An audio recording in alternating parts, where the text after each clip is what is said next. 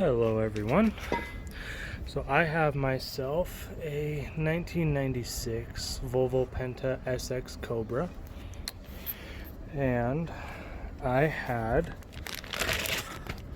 my prop shaft oil seal, this one right here, go out on me, and haven't found too many videos showing the full process of what to do, so I wanted to go through some of what I've learned and my mistakes, so hopefully it helps some of you guys out.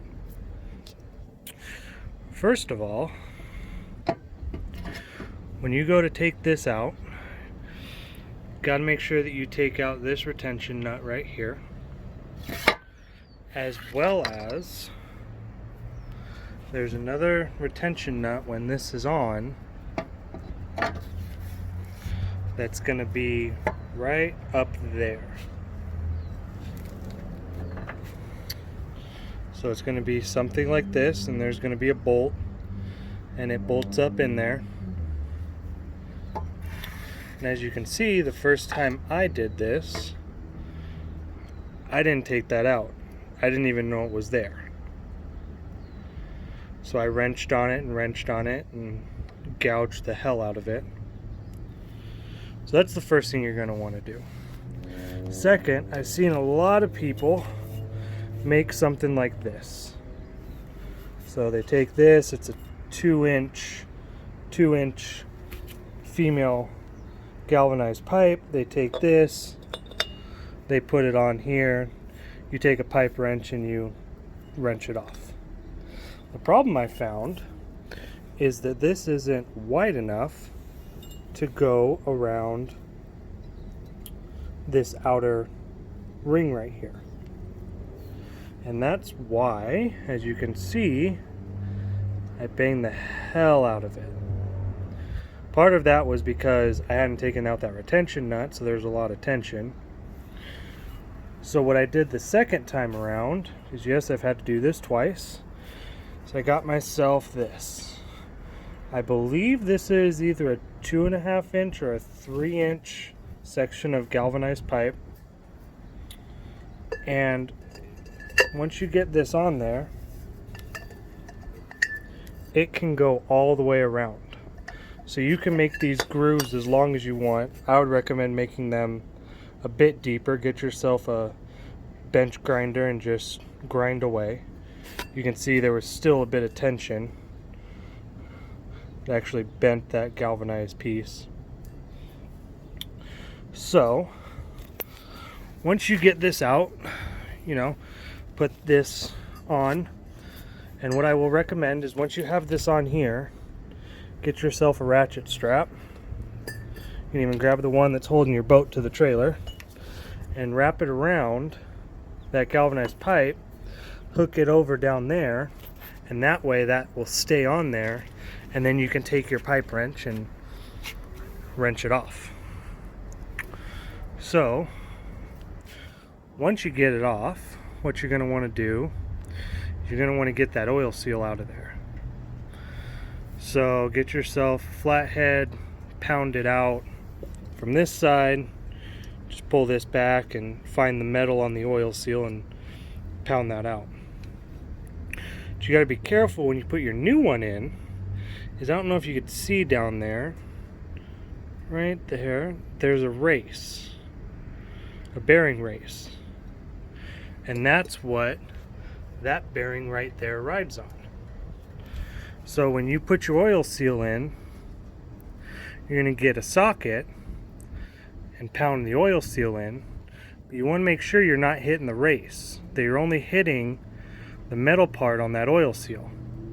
Now what happened to me was I was using too big of a socket, and it was hitting that race, wasn't hitting the oil seal. So what I would recommend actually is to take that race out, because it kind of gets in the way.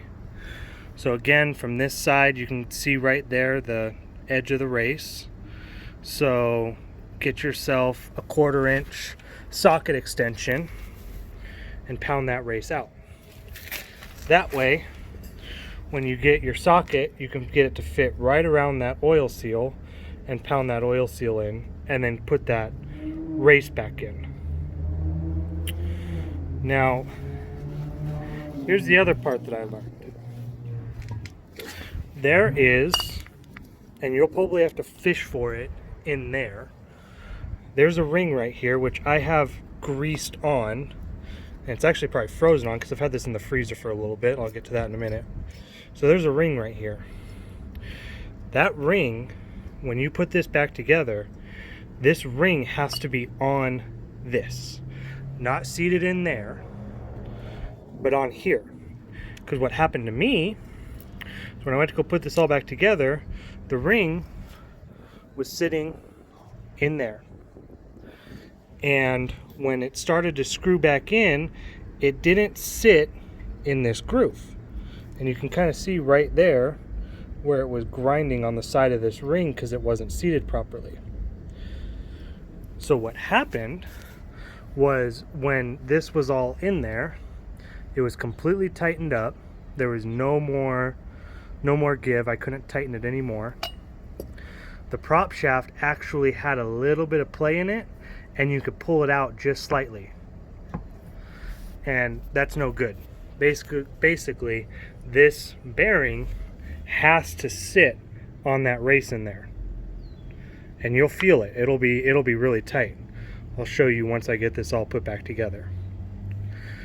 So my other word of advice is, I've been doing this in 100-degree weather, and all these parts have been expanding while it's been out. So the first time I tried to put this back in, it would not go in. It maybe got 1 or 2 turns and then it locked up. So you want to make sure that your threads are clean and there's no metal debris, because if you chew this up a little bit, there may be some metal debris in this seal right here, which you'll want to replace this seal when you replace this oil seal. Just replace both of them at the same time. Might as well, you have it out. So make sure that you don't have any metal debris in this O-ring or in the threads. You want to make sure that your ring is on there. Throw this in the freezer overnight. Then early in the morning, when it's nice and cool out, go ahead and put it back in. It'll go in a lot easier because this is a little bit smaller, and your drive is going to be a little bit cooler, so you can get it all the way in. I did this on a cool evening about 2 days ago, and I hadn't had this sitting in the freezer, and it got, maybe a quarter of the way in and then stopped. So just make sure, throw it in the freezer overnight. I know a lot of us don't have the patience for that. We want to get things done and get back out on the water, but make sure that this gets all the way in and seated. And I'll show you how I get this back in, and also how we get that little retention nut, this little guy, back in there, because it is extremely difficult. If you put this back, you could put this back in there right now and try and get this around it, but what I would recommend is you keep this out, and then once you have your bearing carrier back in and all tightened up, then I'll show you how you can get it back in and get it to where it needs to be. So don't use this. This is too small, and mine was way too tight for me to get this off. Get yourself a bigger piece of galvanized pipe so it can go all the way around that casing, and that way you can make these grooves as deep as you want, and it can sit all the way down here, and you won't get all of this pieces breaking off like I did. And I think this is actually causing me a bit of trouble, because what happens is when I'm trying to get this back in, pieces are still flaking off and getting into these threads and into that seal, and that is, I think that's one of the other reasons that's jamming me up. What else? The other thing, when you're taking this out, put your drive all the way down so the shaft is flat. If you have a jack stand, get a jack stand, put it under the prop, get your ratchet strap, put your strap around it, and then get your pipe wrench and just start wrenching on it, and it should come out. So I'll show you guys how I get this back in, and hopefully it seats for me properly this time, because it didn't seat properly last time. I'm hoping, since I have that ring in there, that it'll be able to go all the way in and that we don't have any more problems. Alright, so this seems to be going in a lot easier for me than it was before. Theoretically, you should be able to tighten this by hand most of the way. I have not been able to do that. This is actually the farthest I've gotten it in by hand. So now I can't really do it by hand anymore. But you're going to want, this bearing carrier has to go in quite a bit farther. So I'm going to get my pipe on there, get my ratchet strap on, probably move the drive down a little bit so I can get my pipe wrench out and start wrenching on this a little bit harder. Alright, so this is the current setup. I got a ratchet strap around there, got my pipe, and I always like to put a block or something underneath the fin on the bottom, just so I don't scrape it up too much on the asphalt. So now what I'll do is I'll take my pipe wrench and we'll try and tighten this down as much as we can. So it doesn't look like I needed the ratchet strap after all, just to get it back in. I will use it later when I actually get it really tight. But basically what I've been doing is putting one hand there, I have my knee on it, and it's just going in pretty easy, not too much pressure. Don't want to be wrenching on it really hard at this point. If you are, there's a problem. Maybe freeze it for a little bit longer, maybe get a blowtorch and heat up the threads that are inside down there. But you shouldn't be wrenching very hard here, and I am not, so that is a pretty good sign, unlike last time when I did this. So I'm going to keep going and we'll see how it goes. So I am now to a point, you can see it's in pretty far. But if you take this prop shaft, you see I'd still have a little bit of ways to go. Because when you pull this out, that bearing rests on that bearing race. And that's when you know that it's tight enough. So I still got maybe about 2.5, maybe 3 turns left. So, but the pipe and pipe wrench, it's getting pretty hard to turn and hold that pipe. So I'm going to put the ratchet strap back on and see if I can get it a little bit tighter. And ultimately, that's what we want to get out. We don't want that slop. You want that bearing to be riding in that bearing carrier. That's what it's meant for. Alright, so we'll see you in a minute. So I've got the strap on there. You can see it's twisted. It started off flat. It's twisted around as I've been wrenching on it. I'm going to go ahead and take it off now. See how much play I have in that prop shaft. And if I have more play, I'll go ahead and reset the strap, start wrenching on it some more. So it looks like I've still got a little bit of play. So there's still more tightening to go. Hopefully that ring didn't fall off back there and doesn't bind up. I didn't hear it, and I used bearing grease to hold it on in that groove. So hopefully it didn't fall off again, but if it did, I gotta take the whole damn thing back out and do it again.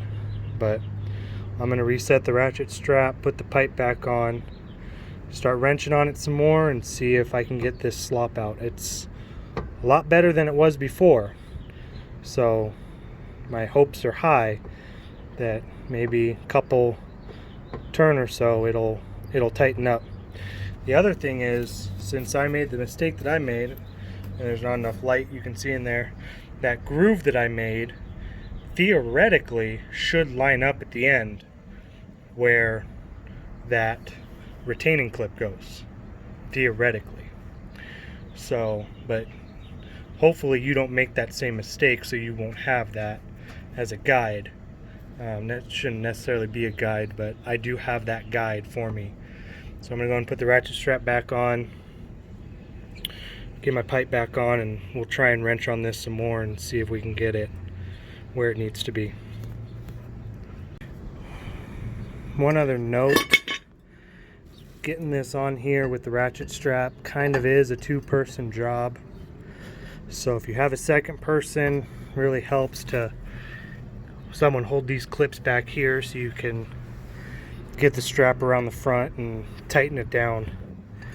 But if you don't, what I like to do is I hold it up with my knee, pull both straps tight up here, pull it around, and then strap it on. Of course I can't do that with one hand while filming, but that's how I tend to do it. But if you have a second person, it'll be a lot easier for you. Sorry if I sound out of breath. This has been a pain in the ass. But if you look at the wiggle, it's a hell of a lot better. And if I turn this, I can actually feel that it's hitting that bearing. So I'm gonna try, hot out here. I'm gonna try maybe a little bit more turn. We'll see. But that may be as good as I'm gonna get it, and I'm happy with that. That's not a hell of a lot of play. Before, yeah, as you guys saw, it was a ton of play. So I'm pretty happy with that. So I'm gonna put this back up, maybe try and get it on one more turn, you know, maybe like an eighth of a turn or a quarter of a turn. We'll see. And as you guys can see, there's all this aluminum that's come off. So, word of the wise, make sure you take off that retaining bolt or whatever you want to call it. I have the book for this, and yes, it does show that. No, the book did not show me how to take this out. It just has a blowout. The retaining clip's in there, but it's not very well shown that it's in there, you know, because it's a blowout image. So some of them don't have it. I know I've seen videos where they just take this out. So I know that there are some drives that do not have that, but check for it. Because if you have it, you have to take that out. So what I did was I just completely unscrewed it, let it fall. It fell down here. And as I turned it, it locked up every so often. So kind of had to screw it back in a little bit to let that bolt unlock. But there's no real way to get it out unless you've got a magnet or something. So yeah, just unscrew it, get it all the way out, all the way backed out, let it fall, and that's how you're going to get it unscrewed. So I'm going to put the pipe back on, get the ratchet strap back on, see if we can get this turned just a tad more. I would like to get that tiny bit of slop out. I can live with it, but if I can, I'd like to get that slop out, because that slop was not there before I took this apart. And I like to make sure that if I take it apart and it doesn't do something, make sure that when I put it back together, it doesn't do that thing. So we'll get that on there and we'll see how it goes. All right, we're in. You can see I got a little bit more turn out of it. It doesn't really move much. And even when it's all the way in, I can feel it riding on that bearing. So what I'm going to do now is I'm going to bring the drive up and show you how I was able to get the retaining clip in the first time. Because I've already done this once because of that ring that I showed you earlier. So this is number 2. So we'll bring the drive up so I can show you how to get that retaining clip in. Kind of a chore, kind of trial and error, but I was able to get it in within about 5 minutes of playing with it, so not too bad when you think about things. So let me get this drive up and then we'll show you how to get that in. Alright, now we're ready to get that retaining nut, bolt, whatever you want to call it, back in. So this is the actual retainer, and this is going to sit up in there. I don't know how easily you can see that. There we go. So there's a hole up there, right there in the brown. It's not focusing, of course. There we go. So that's the hole that the bolt is going to sit in, and it's going to rest on that shiny metal part. Again, that's where I messed up the first time and shaved it off. So what I did is I just took this, you kind of got to put it in sideways, get it between these grooves, kind of got to work it in there, and just get it in there and let it fall. Then what you're going to do is you're going to take any screwdriver. I'm using this one without a bit in it. You're going to work at it, and you're going to move it around. You might want to get a second screwdriver. You're going to move it around and try and get it to rest up there and just sit there. So I'm going to work at this for a little bit. I'm going to get a second screwdriver. I forgot that I used two. So you just kind of move it around. You try and get it up to where it needs to be. Well, that actually worked pretty well. So I'll get, oh, it fell. So I'll get another screwdriver real quick, and we just want to get it setting up there. Oh, I kind of did it already. Look at that. All right. So that's where we want it set, is right there. So now what we want to do is, I'm again going to get another one of these, and we're going to want to flip this so it's facing the right direction. You want that hole to be facing you. So let me see if I can do it. No, I'm going to need to get another screwdriver. So let me go grab another screwdriver and I'll come right back. Alright, so I've got my flat head. Let me see if I can do this. Oh, of course it's not going to be long enough.